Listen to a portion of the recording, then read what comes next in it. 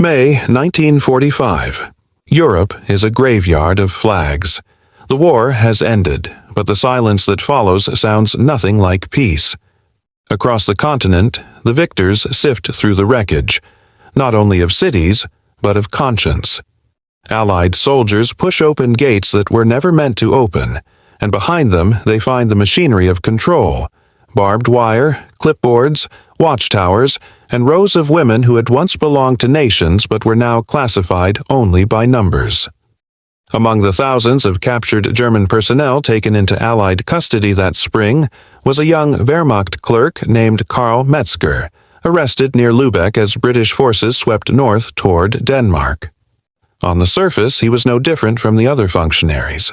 Mid-20s, pale from months indoors, a file keeper who had served in the administrative branch of the military. What made him unusual was one small line on his service record: detached for temporary duty, Ravensbrück, December 1944. At first, the entry drew no attention. To Allied intelligence officers, Ravensbrück was still only a rumor, a place whispered about by survivors who described a camp made entirely for women, Poles, French resistance members, Soviet partisans, nurses and couriers captured behind enemy lines. It was said to be run not by frontline soldiers but by bureaucrats and doctors, people whose weapons were typewriters and forms.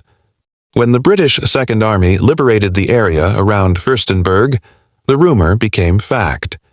They found the camp on the edge of a lake, its wooden barracks and crematorium still smoking in the cool spring air.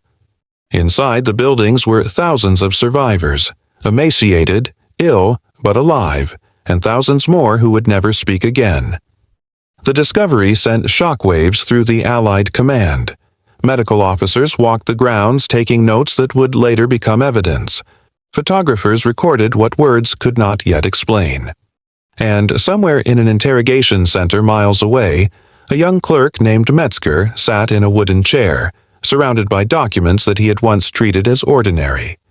He had been trained to keep ledgers, to stamp movement orders, to record the arrival and departure of female detainees from transportation trains coming out of occupied territories.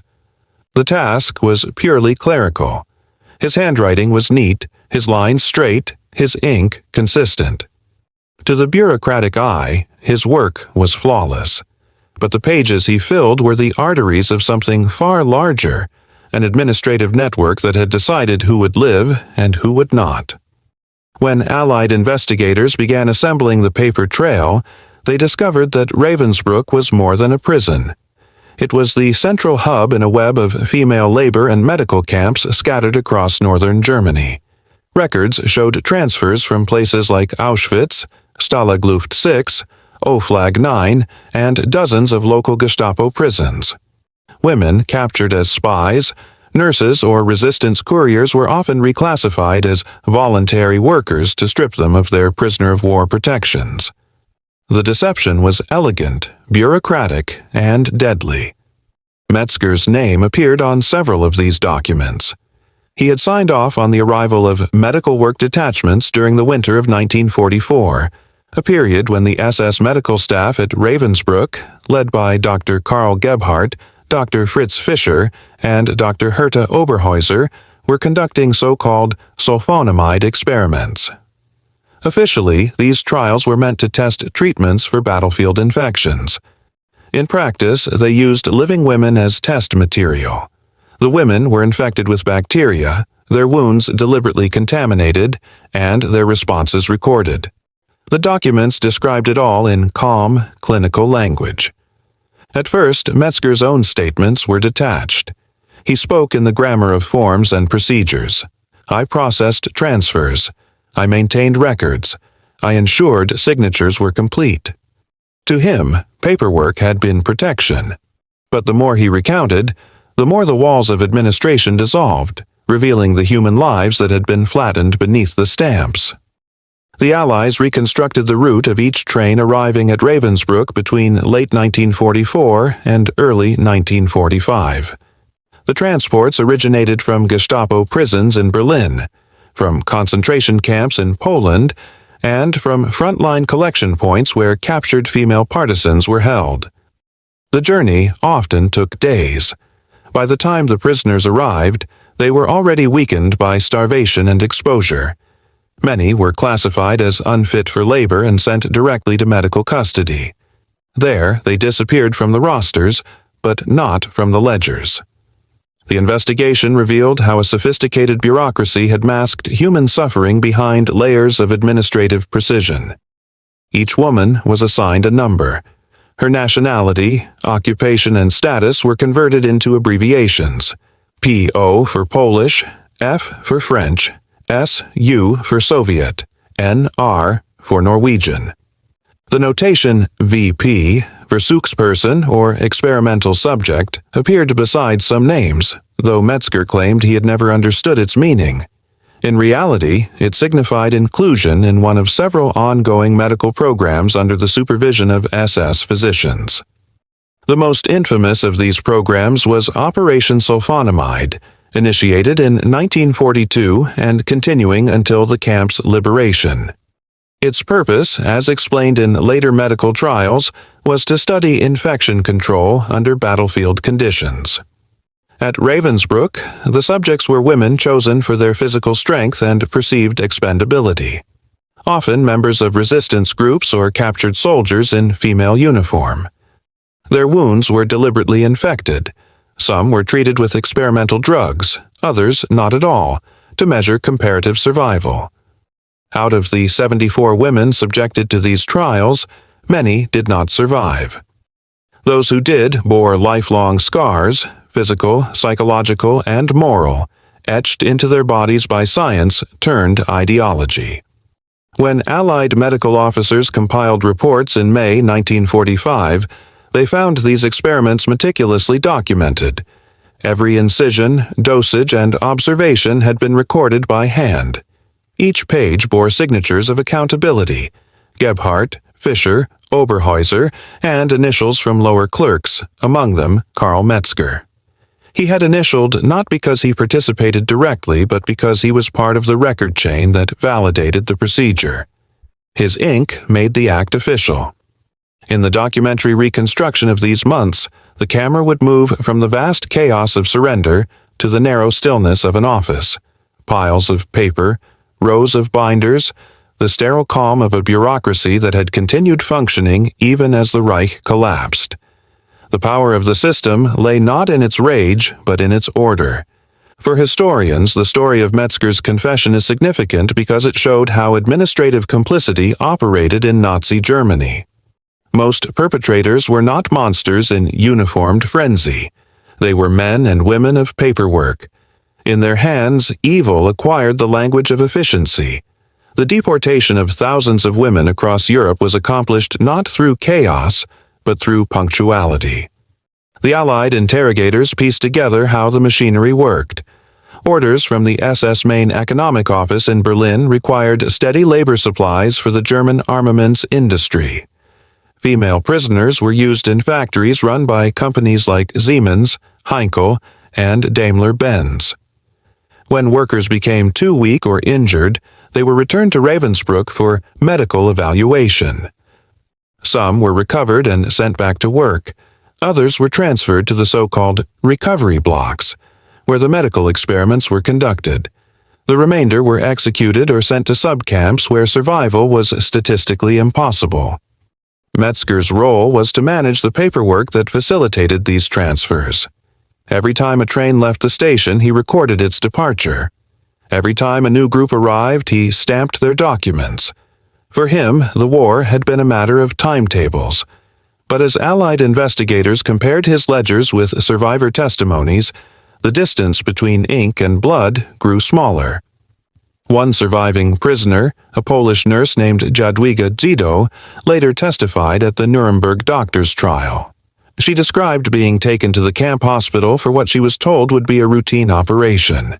Instead, she awoke with her leg bandaged from knee to ankle, the pain unbearable. Weeks later, she learned that her wound had been deliberately infected with bacteria to test new drugs.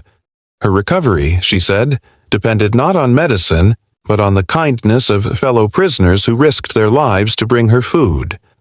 When Allied forces liberated the camp, Jadwiga was among the few survivors able to testify.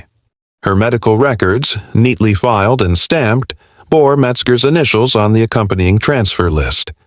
By mid-June 1945, the scope of what had happened at Ravensbrück was becoming clearer. British and American investigators collected over 10,000 documents from the camp and its satellite facilities. The files contained names of approximately 132,000 female prisoners registered between 1939 and 1945, representing over 20 nationalities. Of these, about 40,000 were Polish, many of them resistance members. Another 26,000 were French, including political detainees and captured agents from the Special Operations Executive. Several hundred were from the Soviet Union, Norway, and Denmark. A smaller group came from the Netherlands and Belgium. What united them was their vulnerability, the absence of anyone left to demand their rights. The discovery of Ravensbrück coincided with the unearthing of other female labor camps in Germany, forming a grim network of exploitation. Among them were Neubrandenburg, Rechlin, and Malchow, each functioning as an extension of the main camp. In these satellite sites, women built munitions, assembled aircraft parts, and dug anti-tank ditches. Records showed that many of the same medical personnel rotated between these facilities, using them as field extensions for ongoing research. The paper trail pointed back to Berlin, to the Reich's medical institutions that had authorized funding and materials for these experiments. Metzger's confession became a bridge connecting these findings. He described how orders arrived from higher offices in sealed envelopes, each containing forms labeled Geheime Reichssache, secret state matter. The forms outlined the number of prisoners required for medical procedures or labor detachments. His job was to reconcile these numbers with available personnel, which meant women. When shortages occurred, requests were sent to other camps. Transfers followed. The entire process was couched in euphemism: relocation, medical reassignment, evacuation. The language sanitized the reality. By late 1945, Allied authorities realized that what had begun as isolated testimony was part of a system that extended across the entire Third Reich. From Nemmersdorf in East Prussia, investigators recovered reports of civilians and prisoners of war used as retaliatory propaganda, illustrating how both sides of the collapsing front weaponized human suffering for narrative control. While the events at Nemmersdorf were distinct from the medical crimes at Ravensbrück, they shared a bureaucratic origin, the belief that classification could determine morality. The cinematic truth of Metzger's story lies not in spectacle, but in paperwork. Every atrocity had a form, a reference number, a destination. Even the dead were tallied. The forms made the unthinkable appear routine, and when the regime fell, the papers survived longer than their authors. Forensic teams working in the ruins of Ravensbrück found files stamped as recently as April 1945, mere days before liberation. They documented the last transports. Hundreds of women evacuated toward the Baltic coast as the front approached. Many perished on the march. Those who remained behind were found by Soviet troops, some barely alive, others lying among the abandoned records that had dictated their lives. The more the Allies read, the clearer it became that these crimes were not the product of chaos, but of order. They were planned, measured, and executed through the ordinary tools of civil service. The ledgers showed total consistency, proof that, until the very end, someone had been recording. When questioned about his role, Metzger claimed he had only followed procedure. He insisted that he had not chosen who lived or died, that he had merely transcribed instructions. Yet in the moral arithmetic of post-war justice, even transcription carried weight. His signature authenticated actions that could not have existed without bureaucratic endorsement. The confession, once transcribed by Allied stenographers, filled 42 pages, a catalog of how obedience becomes architecture. What makes this document remarkable is its tone. There is no anger, no defense, only the flat cadence of someone realizing that routine had been his accomplice. He described the camp not as chaos, but as efficiency. Guards arriving punctually, nurses preparing instruments, clerks exchanging files at noon, trains departing on time. To him, the horror was not visible. It was procedural. In one passage, he recalled the moment he began to understand. In January 1945, while delivering forms to the camp hospital, he passed a group of women walking in silence. They wore bandages on their legs and leaned on each other for balance. A nurse scolded them for moving too slowly. Later that day, he saw one of their names appear on a list labeled deceased, complications following procedure. The name had been crossed out, replaced by a number. He initialed the entry because that was what the form required. That evening, he wrote in his own notebook, "There are no numbers left that mean nothing." After the war, historians would identify this realization as one shared by many Germans who worked within the administrative apparatus of the Third Reich. The system's genius was its ability to distribute responsibility so widely that no single person felt accountable. Orders flowed downward, signatures upward, and in between lay a sea of paper on which guilt could drown quietly. By autumn 1945, Metzger's testimony had helped the Allies trace several surviving officials from Ravensbrück, leading to their arrests and eventual trial in Hamburg. Among them were Camp Commandant Fritz Zuren, Dr. Herta Oberhäuser, and Chief Overseer Dorothea Binz. The evidence collected from the camp, including Metzger's ledgers, formed part of the prosecution's foundation at what became known as the Ravensbrück trials, held from December 1946 to July 1948. For the Allies, the confession was invaluable not only for its content, but for what it represented. A rare example of a German functionary admitting, without coercion, that he had participated in a system of dehumanization through paperwork. His words bridged the gap between the visible brutality of the camps and the invisible bureaucracy that sustained them. They demonstrated that evil could be polite, organized, and punctual. As the months passed, Allied authorities began using the case as a training example for interrogators and legal scholars studying the mechanisms of mass crime. The file was circulated under the heading Clerical Responsibility in Atrocities. It showed that genocide was not merely a product of ideology or hatred, but of logistics, the daily maintenance of a system where killing became administration. The discovery of Ravensbrück and of men like Metzger forced the world to confront the gendered dimension of war crimes. Female prisoners of war had long existed in a gray zone of international law. The Geneva Conventions of 1929 provided few specific protections for women captured in combat.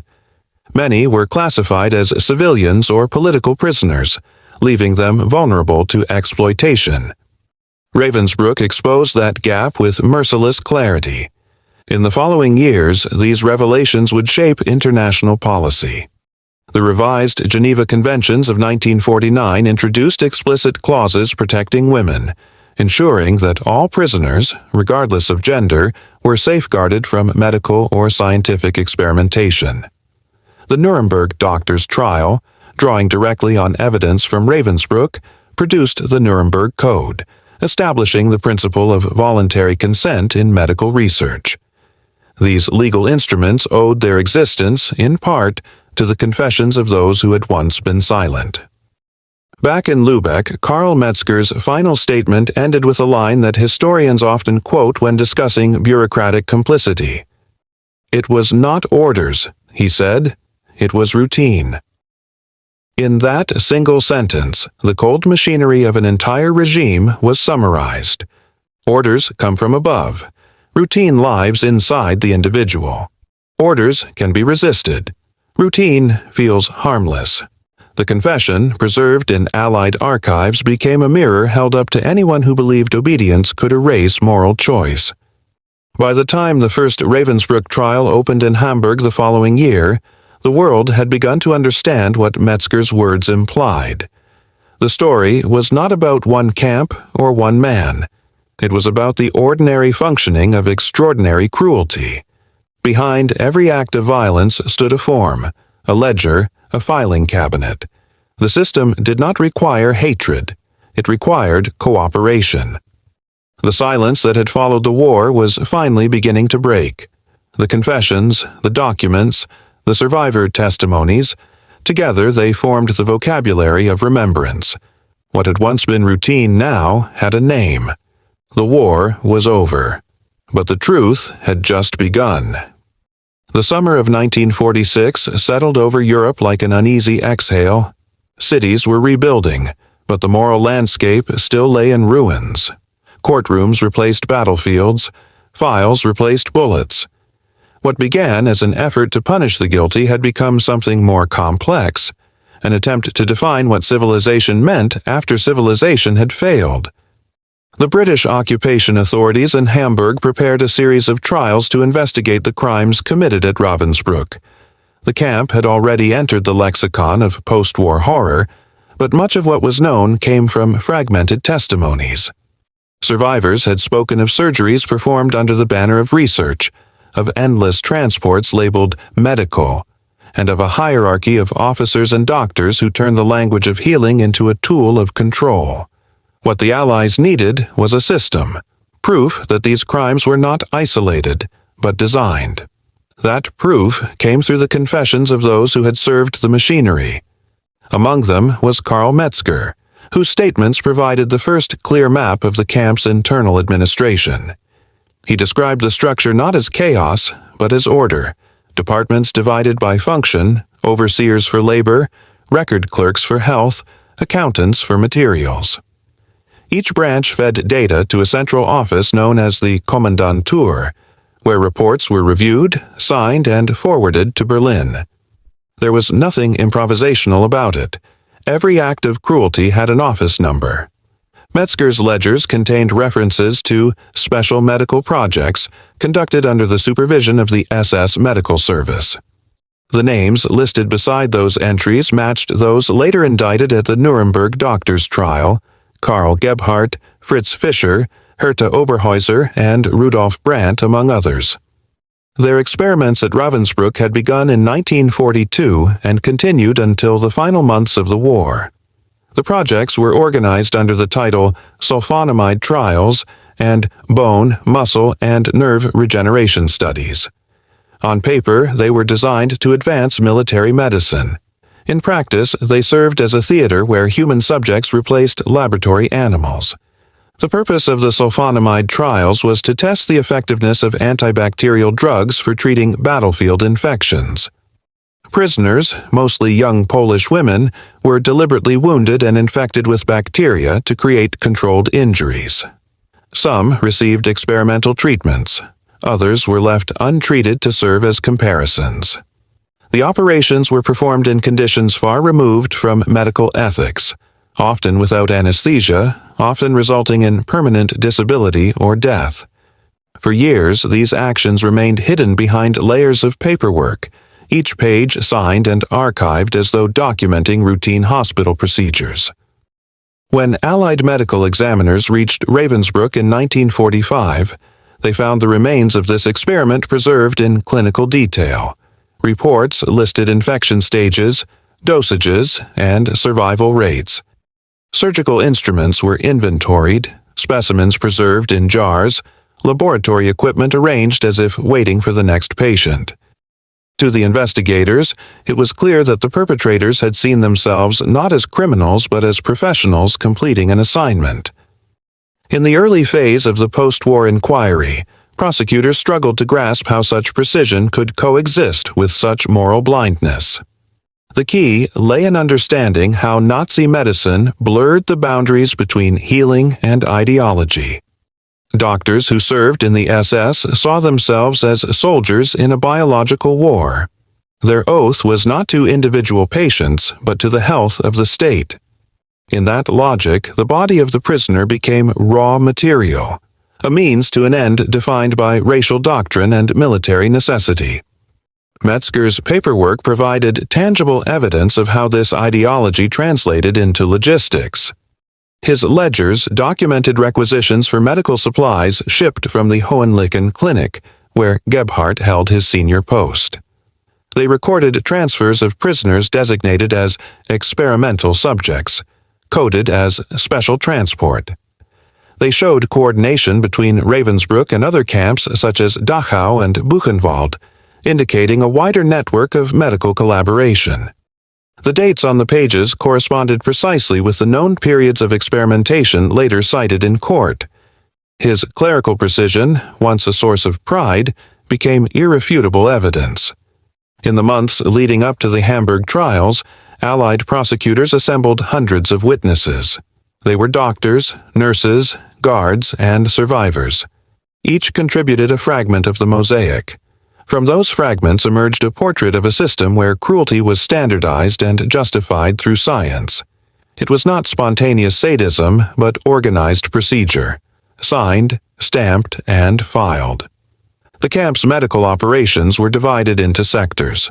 One treated labor injuries, another handled routine illness, and one, the so-called experimental block, was sealed from ordinary prisoners. Access was limited to authorized personnel, each bound by confidentiality under threat of execution. Within that block, the experiments were conducted according to detailed protocols approved by Gebhardt's office. The researchers reported directly to the SS headquarters in Berlin, submitting progress summaries that disguised their contents under technical terminology. Post-operative outcomes, control comparisons, clinical observations. These phrases masked suffering behind the neutrality of scientific prose. Investigators discovered correspondence between Gebhardt and the Reich physician SS, Dr. Ernst Robert Grawitz, discussing the results of these trials. The letters, preserved in the archives of the Reich main office, revealed the institutional support behind the crimes.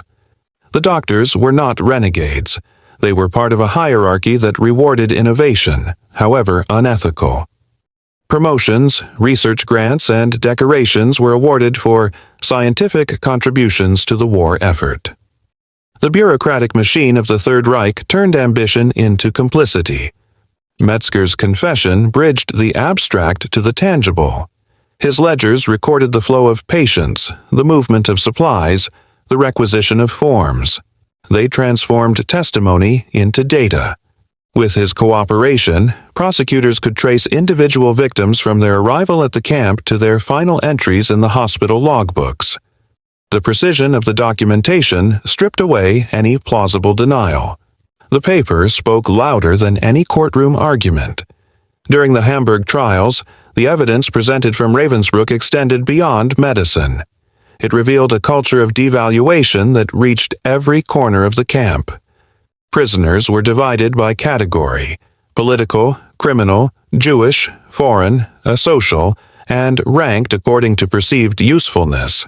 Their rations, housing, and treatment depended on these designations. Even the punishments were bureaucratically scaled. The process of dehumanization was not chaos, it was calibration. The medical crimes fit seamlessly into this structure.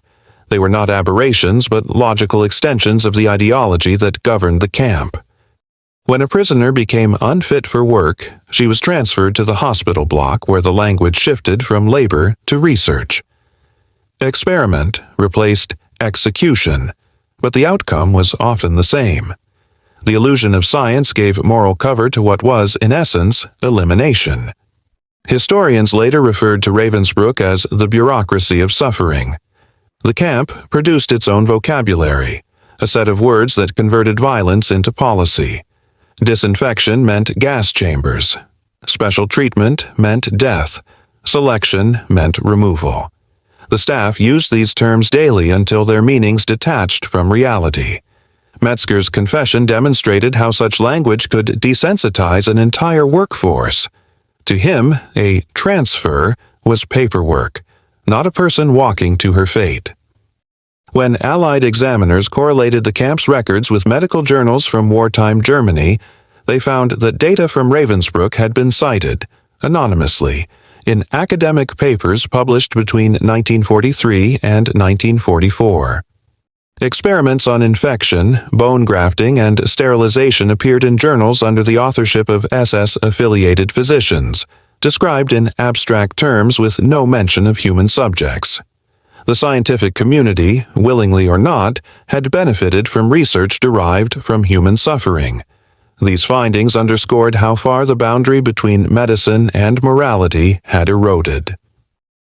The Nuremberg doctors' trial, held concurrently with the Ravensbrück proceedings, brought international attention to these issues. Testimonies from survivors, corroborated by clerical evidence like Metzger's, formed the foundation of the prosecution's case. The court recognized that consent, the right of an individual to control their own body, was the line that had been crossed most brutally. From this recognition emerged the Nuremberg Code, a document that established ethical principles for all future medical research. Its first rule was clear: the voluntary consent of the human subject is absolutely essential. But the path to that clarity was paved through the dull texture of paperwork. Without the ledgers, the crimes might have remained anecdotal. With them, they became measurable, undeniable, systemic. Each signature turned speculation into fact. The Hamburg court also addressed the involvement of civilian industry. The Siemens company, whose factory bordered the camp, had employed thousands of female prisoners as forced laborers. When they fell ill or were injured, they were sent back to the camp hospital for treatment. The same doctors overseeing the experiments provided medical supervision for the laborers. The blurred line between exploitation and experimentation revealed how commerce and science had merged under the banner of total war. The industrial world had profited from the same logic of efficiency that ruled the camp. The investigators found evidence that materials used in the experiments, antiseptics, bandages, drugs, had been supplied through commercial contracts with major pharmaceutical firms. These companies later claimed ignorance of how their products were used, but invoices bearing SS letterheads left little room for doubt. The economic ecosystem of atrocity extended far beyond the camp gates. Metzger's records showed how these transactions were processed. His job was to reconcile shipments with consumption reports, ensuring that supplies were expended in accordance with authorization. That phrase appeared hundreds of times in his ledgers. It was the signature of moral distance. By reducing suffering to inventory, the system made complicity invisible. The Allies introduced these documents into evidence not for their shock value, but for their precision. They proved that the camp's operations were not the work of fanatics improvising cruelty, but of administrators executing plans. It was the cold rationality that horrified observers, the realization that genocide could exist within the rules of bookkeeping. As the trial unfolded, one truth became clear. The medical crimes at Ravensbrück were not isolated acts but part of a continuum of experimentation across occupied Europe. Similar procedures had taken place at Dachau, Buchenwald, and Auschwitz. What distinguished Ravensbrück was its focus on women, an entire camp designed around the exploitation of female bodies under the guise of scientific progress. This gendered aspect added a new dimension to the moral reckoning of the post-war world. The Allied investigators noted that women prisoners were targeted not only because they were available, but because their suffering was underestimated. The Nazi ideology viewed them as secondary, politically and biologically. Their endurance was exploited, their silence assumed. The discovery of medical atrocities against them shattered that assumption and demanded that international law recognize gender as a factor in war crimes. As the evidence mounted, the courtroom atmosphere shifted from disbelief to grim acceptance. The facts were no longer deniable. The question was how to articulate justice for acts that defied imagination. The prosecutors avoided sensationalism. They let the documents speak. The audience heard the rhythm of numbers, the sterile repetition of signatures. It was in that repetition that the scale of the crime became visible. When the verdicts were delivered in July 1948, 11 of the defendants were sentenced to death, 7 to prison, and others acquitted due to lack of evidence. But the larger judgment lay beyond those walls. Humanity itself stood accused of how easily it had allowed science and order to become instruments of harm. For Metzger, the trials were a mirror he could not look away from. His confession had helped build the case, but it also bound him to it. He was never prosecuted as a principal offender, yet he lived under the shadow of his own participation. He represented the ordinary face of a system that thrived on ordinary people. Historians later described him as a documentary witness, a man whose paperwork outlived him as both evidence and warning. The experiment files, once instruments of secrecy, became symbols of exposure. Preserved in archives across Europe, they remain among the most complete records of wartime medical crimes. Each page bears 2 signatures, the one that authorized harm and the one that recorded it so it could never be denied. The irony of their precision is that it made justice possible. The story of these documents is not merely about guilt, it is about the peril of neutrality. They remind the modern world that systems built on procedure can destroy as efficiently as weapons. They also remind us that truth often survives because someone, somewhere, refused to burn the files. By the end of 1946, the war's moral frontier had moved from the battlefield to the courtroom. The enemy was no longer Germany, but the human capacity to look away. The experiments of Ravensbrück, revealed through the ink of one clerk, had shown that evil could be as quiet as a ledger. The next phase of history would depend on whether humanity could transform those ledgers into laws, those signatures into safeguards, and those confessions into conscience. By 1947, the world had begun to catalog the moral debris of war. The headlines spoke of rebuilding, but beneath the reconstruction lay something quieter, the slow, deliberate writing of history. Courtrooms across Europe became laboratories of truth.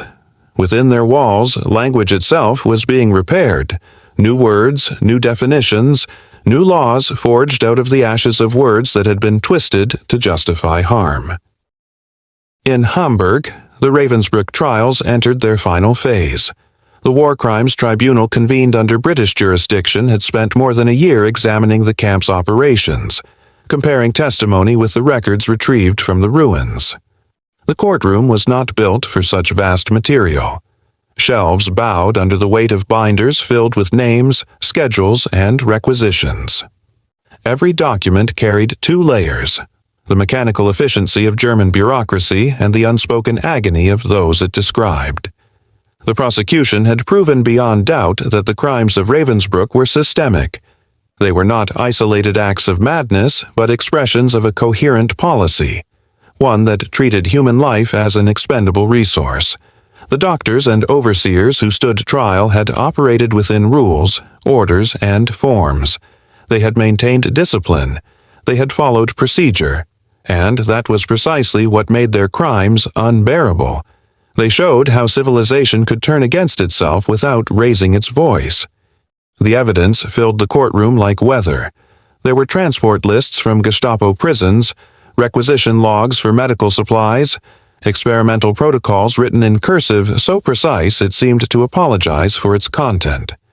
There were survivors who had been reduced to evidence numbers, their memories dissected and cross-examined, their scars measured and photographed. There were also witnesses who had once been part of the system, clerks, guards, nurses, who now faced their own reflections in the archives. Among those whose testimonies had shaped the prosecution's case was Karl Metzger, the young clerk from Lübeck. His confession, given 2 years earlier, had become a map the investigators could follow through the administrative labyrinth. It revealed the hierarchy, the flow of documents, the deliberate coordination between medical staff, camp command, and Berlin headquarters. His words appeared in the prosecutor's summary not as speculation, but as structure. The court learned how an atrocity could function like an office. The tribunal's proceedings were recorded in meticulous shorthand. Each page of the transcript carried more than argument. It carried the tone of an era trying to understand itself. The lawyers spoke with restraint. The judges listened with exhaustion. The journalists wrote with a new vocabulary of restraint, careful not to sensationalize what needed no embellishment. The war had given the world images of destruction. These trials gave it grammar. The moral center of the case lay not in how many died, but in how it was done. The victims were not faceless. They were women with professions, families, and nations. Many had been members of the Polish underground, the French resistance, or Soviet medical corps. Their treatment violated not only human ethics but also the conventions of warfare. They had been prisoners of war in every legal sense, yet were stripped of that status through administrative manipulation. In the ledgers, they were reclassified as civilian labor or criminal detainees, erasing their right to protection. This bureaucratic sleight of hand was one of the tribunal's most chilling revelations. That law itself had been used as camouflage for crime.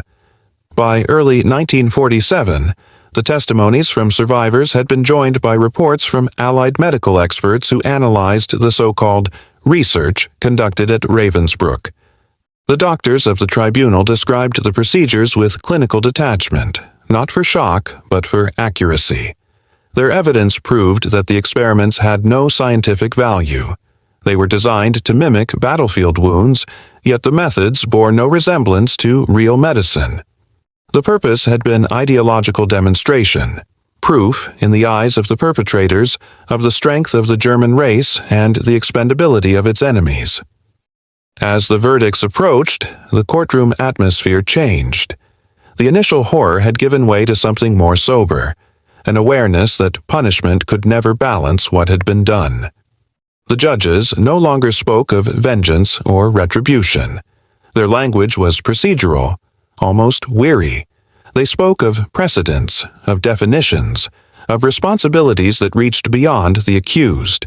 The crimes of Ravensbrück had forced international law to evolve in real time. The Nuremberg Code, drafted during the concurrent doctors' trial, took shape against this backdrop. It declared that no experiment should be conducted without voluntary consent, that research must yield results for the good of society unprocurable by other means, that unnecessary suffering must be avoided at all cost. These principles were not abstract ideals. They were direct answers to the documents found in Ravensbrück. They were the world's attempt to legislate decency into the future. In the Hamburg courtroom, the judgment day came on July 3, 1948. The presiding officers read the verdicts aloud, their voices echoing against the walls built before the war. 11 defendants were sentenced to death, 7 to long prison terms, others acquitted for lack of evidence. The sentences were severe, but the tone was not triumphant. Justice in this new world did not celebrate. It recorded. The press coverage focused not on the executions, but on the transformation of understanding. The trials had redefined the concept of responsibility. No longer could subordinates hide behind the phrase, "I was only following orders." The doctrine of individual accountability emerged, affirming that moral judgment cannot be outsourced to hierarchy. Each person, regardless of rank, bore responsibility for the foreseeable consequences of their actions. That principle would later enter the Geneva Conventions and shape modern human rights law. In the years that followed, historians studied the Ravensbrück case as a blueprint of bureaucratic atrocity. The archives revealed a paradox. The same administrative discipline that had made Germany efficient had also made its crimes sustainable. Every form, every schedule, every supply list proved that evil could operate in daylight under fluorescent lamps without the need for secrecy. The most chilling discovery was that the system worked because it looked ordinary. Metzger's confession became a touchstone in this study. His phrase, "It was not orders, it was routine," entered academic texts, speeches, and ethics lectures. He had described something timeless, the human tendency to equate procedure with innocence. His statement was quoted by philosophers exploring the psychology of obedience, by theologians discussing sin without hatred, by jurists drafting clauses against blind compliance. The words of one clerk became a warning to every institution that prized efficiency over conscience. The years after the trials were not kind to memory.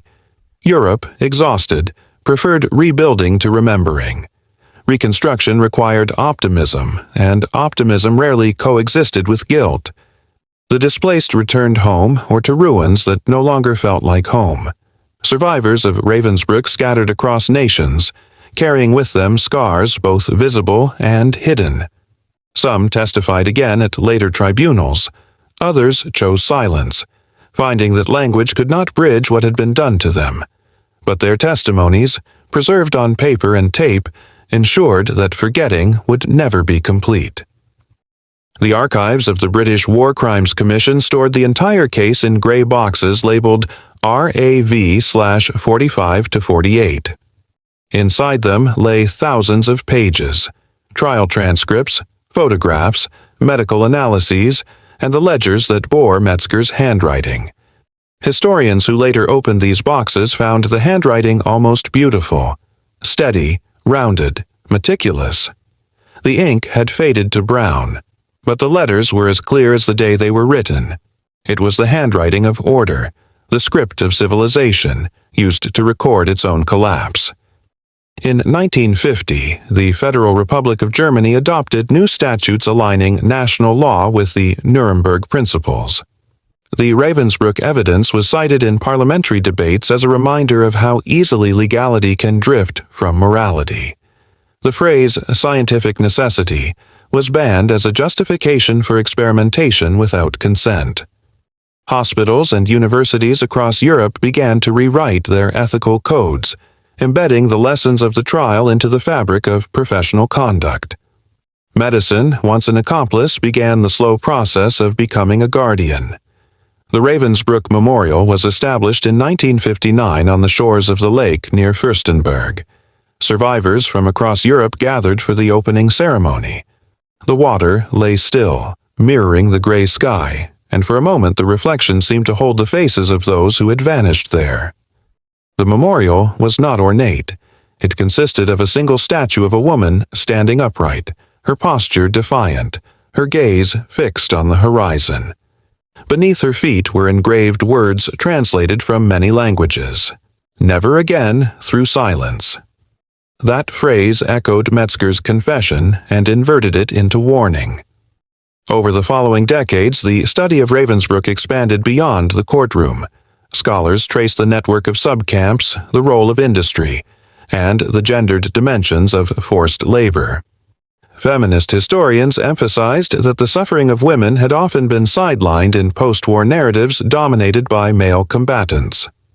The documentation proved that women had been central targets of Nazi experimentation, not incidental victims but specific subjects of control. This realization reshaped the historical understanding of wartime violence. In film and literature, Ravensbrück emerged as a symbol not only of cruelty but of endurance. Memoirs from survivors such as Geneviève de Gaulle-Antonios, Lulu Lepores, and Margarete Buber-Neumann carried the memory of the camp into the cultural consciousness. They described solidarity among prisoners, the clandestine schools, the shared bread, the whispered prayers. These acts of resistance stood in quiet contrast to the clinical brutality of their captors. Against the machinery of dehumanization, the human spirit persisted in small, stubborn gestures. Metzger himself faded from public view after the trials. His later life remains sparsely documented, a footnote in the archives. Some reports suggest he was interned for a period and later released, living under supervision while assisting with denazification efforts. Others imply he worked as a translator for Allied authorities, helping process captured documents. Whatever his fate, his name survived not as a villain, but as a cautionary example, a reminder that even minor participants bear moral weight when systems commit collective crimes. His confession ensured that future generations could not plead ignorance of how such systems operate. The long shadow of Ravensbrück stretched far beyond Germany. In the United States, the Army Medical Corps incorporated the Nuremberg Code into its training manuals. In Japan, where war crime trials were also underway, similar questions about medical ethics arose. The global community recognized that what had happened in one camp was not an anomaly of a single nation, but a warning about the fragility of conscience under authority. By the 1960s, a second generation of researchers began to revisit the archives with new tools: sociology, psychology, philosophy. They studied the ordinary mechanisms that allowed extraordinary crimes. The focus shifted from leaders to functionaries, from ideology to administration. The conclusion was unsettling. Any modern state, if unguarded, could replicate the same conditions. The lesson was not about Germany alone. It was about bureaucracy itself. Public awareness grew through education. Schools across Europe introduced lessons on the concentration camps. At Ravensbrück, former prisoners guided visitors through the preserved barracks, explaining how the smallest details, inventory logs, meal charts, requisition forms, were part of the larger design. The tours emphasized that history was not only written by leaders but also by clerks, guards, and citizens who chose convenience over courage.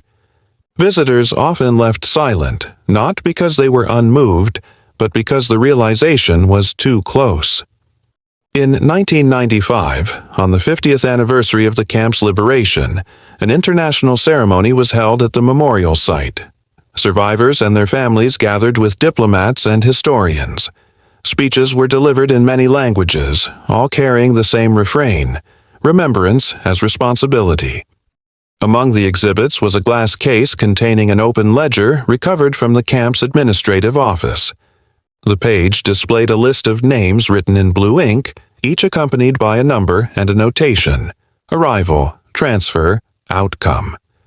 The curator had placed beside it a small placard quoting a line from Metzger's statement: "Routine made it possible." Visitors read the words and then looked back at the page, understanding perhaps for the first time that history is not only what happens, but what is recorded. The legacy of the Ravensbrück trials continued to influence law and medicine into the 21st century. International humanitarian law, as codified in the Geneva Conventions and the United Nations Declarations, traced its lineage to the moral reckoning of 1945 to 48. Every consent form signed in a hospital, every ethics committee reviewing a research proposal, carries an invisible line back to those courtrooms. The bureaucracy that once enabled harm had been transformed into a bureaucracy designed to prevent it. Yet the story of Karl Metzger and the women of Ravensbrück is not merely a cautionary tale about the past. It is a mirror held up to every generation that inherits systems of power. The mechanisms remain: forms, procedures, hierarchies, incentives.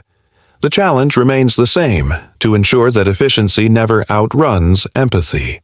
History has shown how easily moral blindness can be disguised as professionalism. In modern documentaries, the story is often told through contrasts. The aerial footage of the camp fades into the quiet of an office, the same type of office where Metzger once sat, where pens still scratch across paper, where policies are still written. The viewer is reminded that the architecture of atrocity begins in ordinary rooms, not battlefields. The transformation from order to oppression does not announce itself with violence. It arrives as paperwork. The final judgment of history is not written in verdicts or memorials, but in vigilance. Ravensbrück stands today as a place of mourning and education. The barracks remain as silent witnesses, their walls marked by the hands of those who once slept there. The lake reflects the sky with the same indifference it showed in 1945. Visitors lay flowers, read names, and walk away quietly, carrying something heavy but necessary. The narrative closes where it began, in silence. But this silence is different from the one that followed the war. It is not denial, it is reverence. It is the pause between memory and understanding. The confession of one clerk, the testimony of survivors, the patience of investigators, the verdicts of judges, all have converged into a single truth, that civilization is a fragile construction sustained not by strength, but by conscience. The camera of history lingers on the water at Fürstenberg. The surface trembles slightly with the wind, as if the lake itself breathes. Above it stands the monument to the women of Ravensbrück, their forms cast in stone but their stories alive in every page of law, every oath of medicine, every act of remembrance. The image holds steady, then fades to black, not as an ending, but as an instruction. To remember is not enough. To prevent is the task that remains.